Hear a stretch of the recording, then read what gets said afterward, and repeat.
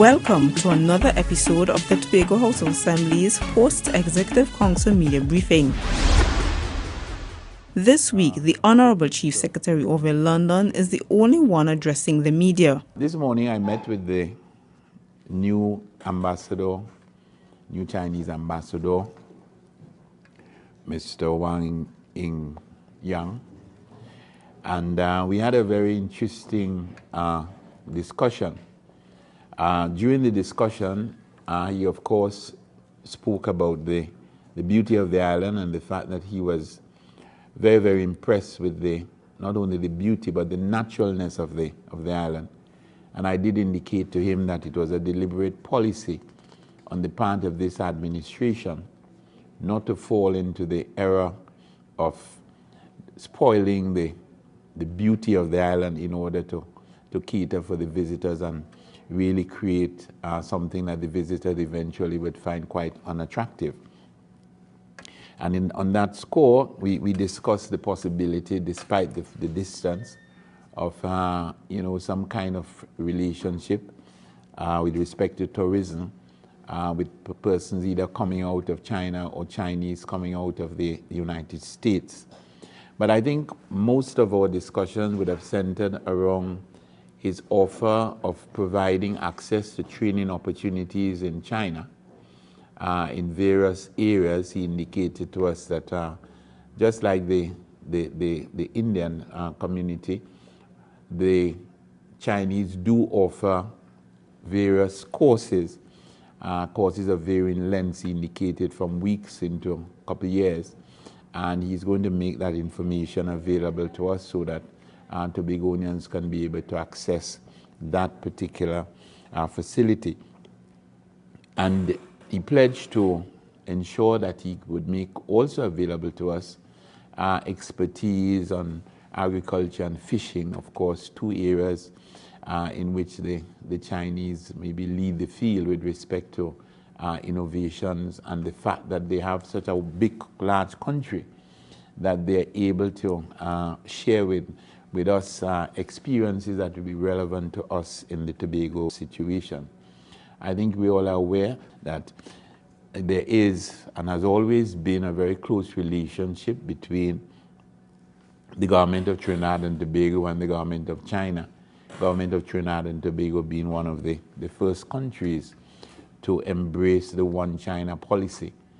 And over the last couple of decades, there has been also a very close relationship between the Chinese embassy and Tobago. The last Chinese ambassador was very fond of Tobago, and this ambassador has pledged to ensure that those ties are enriched and enhanced. And while we're on the subject of meetings, there are a number of meetings that are either scheduled or promised over the next couple of weeks, I hope. I did get a response from the Prime Minister with respect to the correspondence which I would have written to her on the 20th of May. Her reply was dated the 29th of May. Unfortunately, I did not receive it until yesterday, the 11th. But it read like this: I wish to acknowledge receipt of your letter dated May 20th, 2013, regarding your request for an urgent meeting to discuss primarily the process for the granting of internal self-government to Tobago and other issues of national interest. I have noted that many of the items outlined in the agenda need to be addressed immediately. Therefore, I suggest you contact my office to arrange a meeting at a mutually convenient time and date and time. Yours sincerely, Kamala Prasad Bisasa, Prime Minister of the Republic of Trinidad and Tobago. Of course, my office would have contacted the office of the Prime Minister, but up to the time of this meeting, they were not able to get any firm commitment for any particular date. But it is heartening that the Prime Minister would have responded, and not only responded, but refer specifically to the process for the granting of internal self-government to Tobago. As you're aware, at the last meeting, I had recommended to the Prime Minister a process which I thought would give us a good chance of bringing some kind of satisfactory closure to this issue and to allow us to finally have a bill that when it goes to Parliament could be debated in an environment that could lead to some kind of resolution. So I'm hoping that we're able to further this particular issue during the discussions, and of course that these discussions will take place sooner rather than later. There are a number of other issues which I would have raised in my correspondence to her, including, of course, the issues having to do with representation on boards, issues having to do with our concern with the funding for the housing program in Tobago, and of course the relationship between ministers of government and secretaries in the Tobago House of Assembly. So I look forward to firming up a date for that particular meeting. Prior to this, I had received correspondence from the Minister of National Security in response to another letter which I had written on the 20th of May, and that was on the 21st, and he responded very promptly on the 22nd, and I received the letter on the 23rd. And it read, "Thank you very much for your letter to me dated May 21st, 2013, and the good wishes extended to me on my recent appointment as Minister of National Security. I have noted the contents of your letter, in particular the reference to the challenge of crime that you face in Tobago. I am in agreement that we should meet to discuss actions that could be taken to address the problem. And after relevant discussion with the Commissioner of Police, I shall be in contact with you in order to determine a suitable date for a meeting." Again, we have not been able to confirm a date. I am aware that the Minister will be here on Saturday for the passing out parade of the new fire officers. I think it's at Roxborough. I will be there, God willing, and I will hope to meet with him and hopefully firm up another date, because there are a number of very critical issues. Most importantly, as he mentioned there, the issue of an increase, with that what the ACP had indicated was an increase in the incidence of crime in Tobago. That is very, very troubling, and that is something that we need to treat with very, very aggressively, because we cannot afford to have a reputation as an island where crime is not very much under control. And of course, there are other issues, like the issues having to do with the police stations, the increase in manpower, the improvement in the quality of communication between the public and the police service, and the emergency aspect of that, the question of the equipment and the vehicles and so on. So there are a lot of areas where we hopefully will be able to have some meaningful discussion. Another very important meeting is scheduled for Sunday the 23rd at the Magdalena, hopefully at the Magdalena Hotel at 9 o'clock. It is a meeting having to do with the revitalization of the Tobago economy.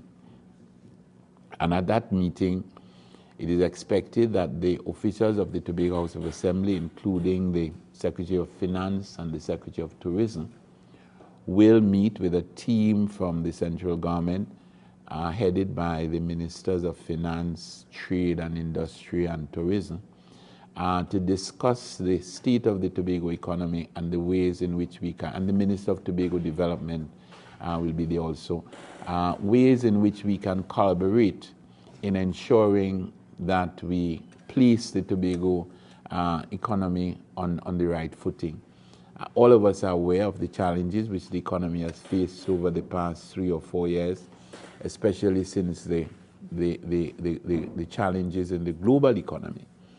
We have been making some progress in recent months, and I think that the need for that revitalization process to be as organized as possible, and that is evident, and we look forward to meaningful discussions during that particular meeting, and of course the kind of follow-up action that will guarantee that the operationalizing of whatsoever strategies, that operationalization is effective and does have the necessary impact. Let me deal with the meetings first. Tomorrow we continue our community meetings. We are at Bethel, and the community meetings, I wish to remind you, are twofold. It provides an opportunity for the communities, representatives, villagers to communicate and to share with the representatives. And it also provides one division the opportunity to in some detail, give some indication as to what its goals are, what its objectives are, and of course, what its program is for the upcoming months. On tomorrow, the Division of Community Development and Culture will be reporting, and we will also have a conversation with the people of Bethel, Mount Irving, and we expect another good turnout and another informative and productive session. We have benefited significantly from these sessions, and maybe have been able to get the views of the people. We have accepted the criticisms, but just as importantly, we have been able to reflect on the recommendations and acted on some of them almost immediately. And we look forward to that kind of interface as we move forward. And finally, on meetings, as you're aware, we have embarked in the Tobago House of Assembly on a series of meetings with various sectors, and we have met with the young people, we have met with the communities, we have met with the churches, and our next meeting that we're planning is one with the trade unions, where we're going to be meeting with the representatives of all the trade unions in Tobago as part of this democratization process on which we embarked, and part of our desire to have all the major sectors represented. As you're aware, the whole objective is that at the end of this exercise, we will be able to see, and we will not be the ones doing it, but we'll be able to see the formation of that committee representing all the sectors, and that committee, of course, will be the committee that will provide oversight, that will provide a certain degree of communication, guidance, whatever you care to call it, with respect to the Tobago House of Assembly, especially at this time when there is no official opposition. So this phase is sensitizing the various sectors to our commitment to this process and what they can do, and to take suggestions from them as to how we can be more effective in effecting this democratization process. The reporter isn't here, but I wanted to respond to an email which I received, I think it was yesterday, where questions were asked with respect to the lands which the Tobago House of Assembly had purchased primarily for housing.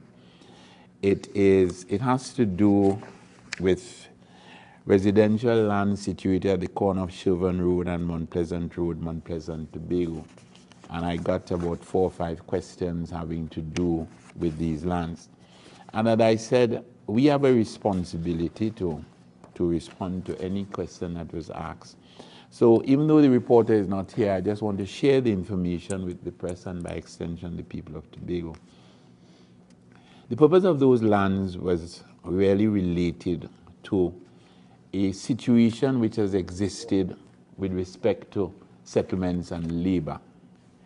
On the 20th of April 2012, we received a document, or we discussed a document coming out of the Division of Settlement and Labor, justification for the purchase of private lands.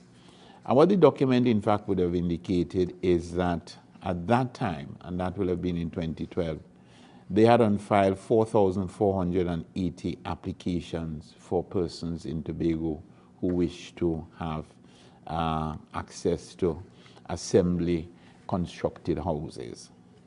And that was in the context where obviously we did not have the land under the Tobago House of Assembly to even meet 30% of that demand.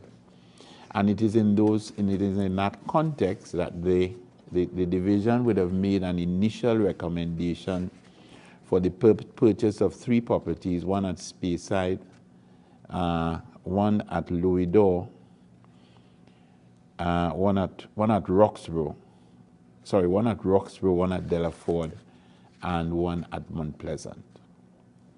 And therefore, we would have started those discussions with the owners of the property at Mount Pleasant.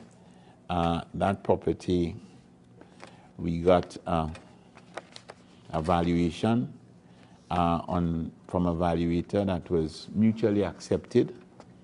The valuator would have valued the land, which in effect is 63 acres, 3 roads and 17 perches, more or less mainly flat and slightly undulating and a bit irregular in shape. And the valuator would have valued the land at $80 million TT. After negotiation between our representatives and the representatives of the owner, the final purchase price was put at $73,500,000. That particular transaction was completed, and the land now belongs to the Tobago House of Assembly. The idea, in fact, the land has already been approved. Town and country planning has been obtained for the construction. I don't have offhand the number of houses. Could be somewhere in the vicinity of 200 or 300 houses, or somewhere in the vicinity of that. And we are now looking at receiving requests for proposals with respect to the construction of these houses. So that is where we are with respect to that.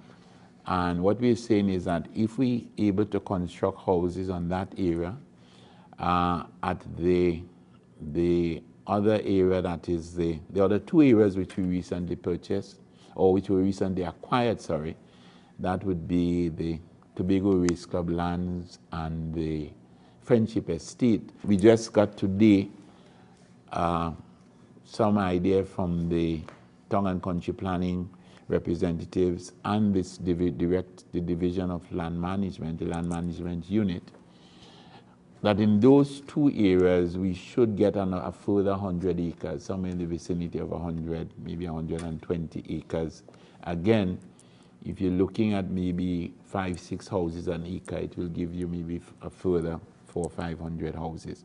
So basically, what we are attempting to do is to ensure that as the developmental trust accelerates and we get the funding for the purchase of the houses, because one of the things which I'll be discussing with the Prime Minister, and which this division, the Secretary of Settlement, is discussing with the Minister of Housing, is the whole question of additional funding to be made available to the Tobago House of Assembly for funding.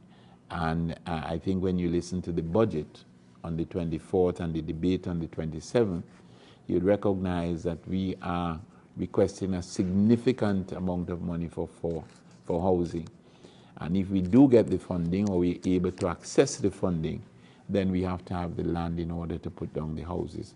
So I just thought I wanted to treat with that, because as I said, the question was raised, and I didn't necessarily want to treat with the question by just responding to one person. I thought it better to make the information public.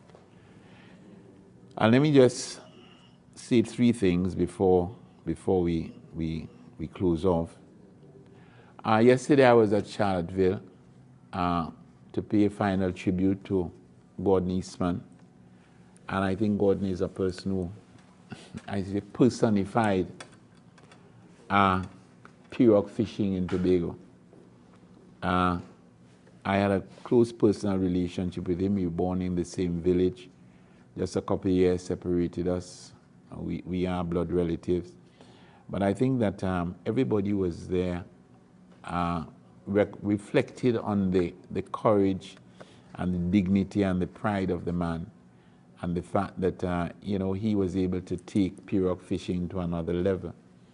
And it's very interesting that Gordon should have been buried, yesterday, and then today a fishing tournament in which he participated and at times dominated. That fishing tournament should have started today and of course runs on till tomorrow. I was very heartened when I received information from the secretary that the number of boats this year had increased by maybe 50% over last year, and it means that the tournament is achieving at least one of its objectives, which is to increase participation.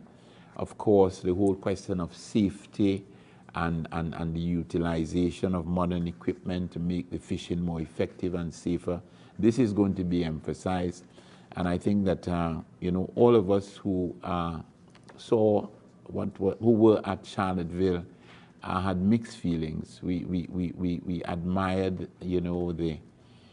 what Gordon had contributed, but we also recognize the importance for all fisher folk to follow very, very, very strictly all the rules having to do with safety at sea. So on behalf of all of Tobago, I want to pay public tribute to Gordon Eastman and his contribution to the fishing sector, extend condolences to his friends, family, his many admirers, and of course to hope that his courage will inspire others. And of course, that in his passing, we will also emphasize the importance of following all the safety regulations when we go to sea. And there's some deliverables. I just want to share with you a series of deliverables. Over the past 4 months, we have been very fortunate to be in a position where we've been able to complete and deliver a number of projects to the people of Tobago. Just recently, we were at Betsy Hope for the delivery of their spanking new community center. And of course, prior to that, we had the delivery of Y zones at Codler Hall and also at Argyle. And on the 20th of June, 5 p.m., the newly refurbished Mason Community Center will be opened. On the 25th of June, at about the same time, the Mount Pleasant Y Zone, of course, Y we're standing for Youth Zone, that will be opened. And then on the 3rd of July, the people of Bethesda should be celebrating because they have a fantastic facility there, brand new facility, very close to the Adventure Housing Settlement, that will be opened. And on a more personal note, on the 20th of June at 11:30, the Division of Community Development and Culture, and by extension the Assembly, will be paying tribute to the Mount Irving Trust. And I want to also pay tribute to the Mount Irving Trust. Mr. Edward Hernandez, who, as you all know, is ailing at this time, Mr. David Knott, Mr. Louis Villain, and the newest member, Mr. Michael Keynes Damas. And the trust, which, as you know, has in trust certain very valuable artifacts. They have made the decision. These artifacts had been on loan to the Tobago House of Assembly. They have made the decision to hand them over to the Tobago House of Assembly permanently, and we wish to thank them for that gesture. And tribute will be paid to them at this simple function carded for 11:30 on the 20th. That will be next Thursday. All right, so those are the issues which I wanted to share with you, and of course the floor is open now. The meeting you spoke of June 23rd at Magdalena, involving the Secretaries of Tourism, Finance, the Minister of Trade, Industry, etc., the Minister of Tobago Development. How was this meeting convened? Who organized this meeting? Well, the meeting was convened based on the appeal or the concerns which were shared by the business community. And this is in effect, maybe you could call it the second edition of a meeting that was held before. That would have been about a year ago at Cocoa Reef. So that I have to say it was as a result of a consultative process. The Minister of Finance would have been the one who would have been the person who would have been the catalyst for this particular meeting. But the decision to have that kind of meeting would have been consultative, but the catalyst would have been the Minister of Finance. On the question of the lands at Mount Pleasant, I think you said 63 acres. Who were the owners of that land? Well, it's really the Latos. It's a company. I don't have the name of the company here, but this land would have belonged to the Latos. I think there were about 4 or 5 owners. When you come across, I think I have a copy of the deed. I don't think I have it here. Let me just see. Authority, photograph, purpose, tenure, location, site. What I have is the valuation report. I'm just looking to see whether that valuation report has any information on the ownership. No, it isn't here, but I have it in my office. So when you come across it, I can provide you with that. Staying here, you said that the other areas together should provide about 100 odd acres. You didn't say where. That is, you remember we said we had acquired the Tobago Race Club and the Friendship Estate. Now, when you do the acquisition will be for varied purposes, agriculture, marine. So when in fact, they just had the land use thing. So I think what they would have extracted from that is something like, I think 58 or 59 hectares. So when you multiply that by what, 2.5, it's more than 100 acres. It might be more closer to 130 acres, 150. Oh, this is not a question of purchasing. So is this compulsory acquisition? Those were compulsory acquisitions. That's Friendship Estate. Friendship and the Tobago. But remember, compulsory acquisition ends up with a purchase. Okay. Because what you do, the way in which it is done now, when you acquire something, when you do compulsory acquisition, you now have to pay market value. So there still has to be a valuation. So it's even though you do it by private treaty, which is what we would have done in the case of it normally ends up to be about the same thing.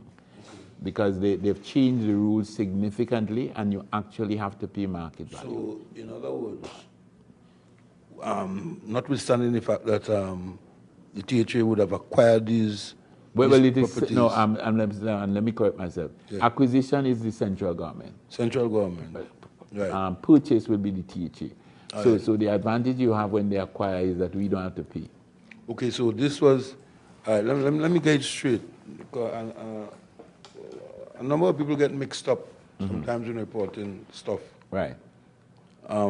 You are saying the central government acquired these on the recommendation of the Tobago House. So what we do, we will pass a note in the Tobago House of Assembly stating that we would want to have these lands acquired for these purposes. Right. That note now goes to the cabinet.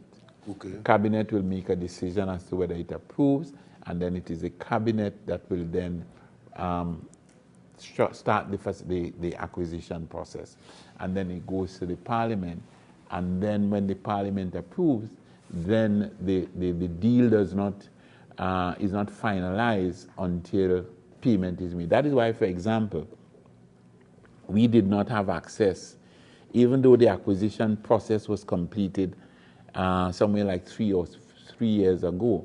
We could not have access to the Friendship Estate because the money was not paid to the owners. That has been paid, And that is why we can now go ahead and do the land use plan and take possession. Because as I said, Thank you for staying with us for the Tobago House of Assembly's post-Executive Council media briefing for the week ending June 15th, 2013.